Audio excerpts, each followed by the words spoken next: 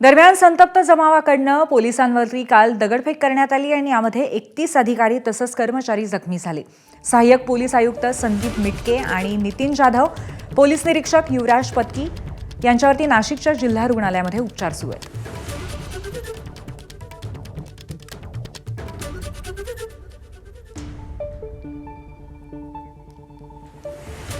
तर शिवसेनेच्या शिबिरावरनं लक्ष हटवण्यासाठीच दर्गा कारवाईसाठी आजचा मुहूर्त काढला गेला असा आरोप खासदार संजय राऊत यांनी केलाय। दंगल कुठे घडवायची याचे मुहूर्त भाजपवाले काढत असतात, अशा प्रकारे पोलिसांना हलाल करणं चूक आहे असं संजय राऊत म्हणाले। दर्गे हटाव मोहीम सुरू केली आज या शहरामध्ये। दर्ग्यांवरती बुलडोजर फिरवणार आजचाच दिवस निवडला, गोंधळ निर्माण व्हावा, आज या शिबिरावरचं लक्ष दुसरीकडे जावं म्हणून दर्ग्यांवरती बुलडोजर टाकायचा किंवा मशिदींवरती बुलडोजर मारायचा, हे कसलं लक्षण आहे?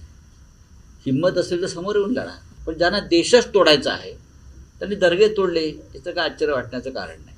आज महत्त्वाचं इथे एक शिबिर आणि अधिवेशन होत आहे, त्यावेळी आजचा दिवस निवडला म्हणजे तुम्ही जळताय, जळू आहात तुम्हाला आमच्या अस्तित्वाची भीती वाटते, आमच्या सावलीची भीती वाटते, आमच्या शिवसेनेच्या, लक्षात घ्या।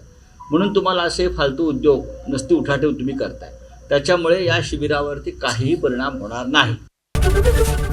एबीपी माझा, उघडा डोळे बघा नीट।